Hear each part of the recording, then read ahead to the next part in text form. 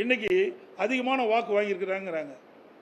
என்ன அங்கே கோவையில் கிடையாது. ஏற்கனவே 2014 பாரதிய ஜனதா கூட்டணியில் சிபி ராதாகிருஷ்ணன் அவர்கள் 26 வாக்குகள் தான் வெற்றி வாய்ப்பு இழந்தார். 2014 பாரதிய ஜனதா தலைமையில் ஒரு கூட்டணி அமைச்சிருந்தாங்க. அதில் 27 வாக்குகள் தான், அந்த விட குறைவாக தான் வாக்கு வாங்கியிருக்காங்க. அந்த சதவீதத்தை பார்த்தீங்கன்னா இப்போ இருக்கிற அண்ணாமலை அவர்கள் குறைவான வாக்குகள் தான் பெற்றிருக்காரு. ஆகவே ஒவ்வொரு முறையும் நாடாளுமன்ற தேர்தலும் சரி, சட்டமன்ற தேர்தலும் சரி, மாறி மாறி வருகின்ற பொழுது வாக்கு வித்தியாசம் மாறி மாறி தான் வரும். இப்போ கூட பாருங்கள், எடப்பாடியில் எடுத்துங்க உதாரணத்துக்கு, 2019 சேலம் நாடாளுமன்றத்தில் 2019 8250 ஓட்டு குறைவு. அப்போது அதிமுக, பாட்டாளி மக்கள் கட்சி, பாரதிய ஜனதா, தேமுதிக இந்த எல்லா கட்சியிலும் இடம்பெற்றிருக்கும் போது 8250 ஓட்டுகள் கம்மி.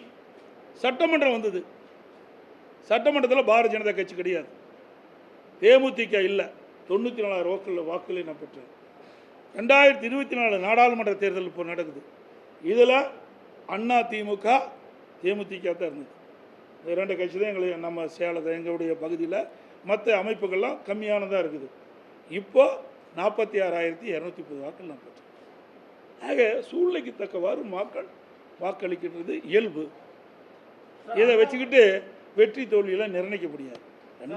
மீண்டும் சொல்கிறேன், 2026 சட்டமன்ற போட்டி எழும்போது அனைத்து இந்திய அண்ணா திராவிட முன்னேற்ற கழக தலைமையில் அமைக்கப்பட்ட கூட்டணி ஆட்சி பிடிக்கும்.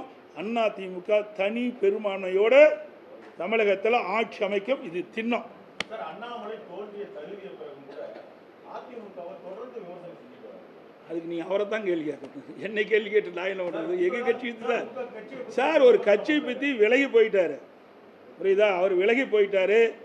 அவருடைய ஆதங்கத்தில் வெளிப்படுத்திட்டு இருக்காரு. அவர் என்னென்னமோ கனவு கண்டு நின்றுப்பார். கனவு பலிக்கல, நனவாகலை. அந்த வருத்தத்தில், அந்த வெறுப்பில் இப்படிப்பட்ட வார்த்தைகள்லாம் உதிச்சு. அப்படி நாங்கள் சொல்லலை. அந்த அதுக்கு என்ன பண்ணுறது? நாங்கள் அப்படி ஒன்றும் விமர்சனம் பண்ணல. நீங்கள் இப்படி கேள்வி கேட்டு போட்டு பத்திரிக்கையில் பெருசாக கொட்டை எழுத்துல போடுவீங்க. அதுக்கு நீங்கள் பார்க்குறீங்க, உங்களுக்கு விறுவிறுப்பான செய்தி வேணும், அதுக்கு நாங்கள் தான் கிடச்சவா? அதெல்லாம் கிடையாது. அதாவது அவர் யதார்த்தமாக கேட்குறாரு, ஏன் பின்னடைவுன்னு கேட்குறாரு. இப்படி பல மாநிலங்களில் இப்படிப்பட்ட நிலைமை இருக்கின்ற காரணத்தில் சரியான முறையில் அவர்கள் அதை சரி செய்யாத காரணத்தில், அங்கங்கே இருக்கிற பிரச்சனையை சரி செய்யாத காரணத்தில் சரிவு ஏற்பட்டுருக்குது. அவ்வளவுதான் சார். அவர் கொடுக்குறது நாங்கள் என்ன பண்ணுறது? அவர் கொடுக்குறாரா இல்லையான்னு யாருக்கு தெரியும்? யூகத்தின் அடிப்படையில் கேட்குற கேள்வி கிடையாது. நாங்கள் கூட்டணியில் அங்கம் இல்லை, பாரதிய ஜனதா கூட்டணியில் அங்கம் வைக்கல. அதனால் அவருடைய அவர்கள் என்ன செய்வார்ன்னு எங்களுக்கு தெரியாது. நான் ஏற்கனவே தெளிவுபடுத்திக்கிட்டேன். இங்கே தான் சொன்னேன். கிட்டத்தட்ட 23/10 நான் சொல்கிறேன் நினைக்கிறேன். அதாவது எனக்கு தெரிஞ்ச ஞாபகம் 24/10/2023 உங்கள் பேட்டின் வாயிலாகவே நான் தெரிவிச்சிருக்கிறேன். இங்கே உங்களை வச்சு தான் நான் பேட்டி கொடுத்துருக்கிறேன், தலைமையிலையும் பேட்டி கொடுத்துருக்கிறேன், கூட்டத்திலையும் பேசியிருக்கிறேன்.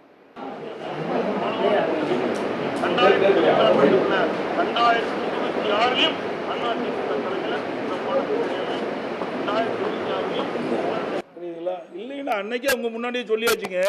அதான் அவர் ரிப்பீட் பண்ணியிருக்கேன். உடனுக்குடன் செய்திகளை தெரிந்து கொள்ள சன் நியூஸ் பெல் ஐகானை கிளிக் பண்ணுங்க.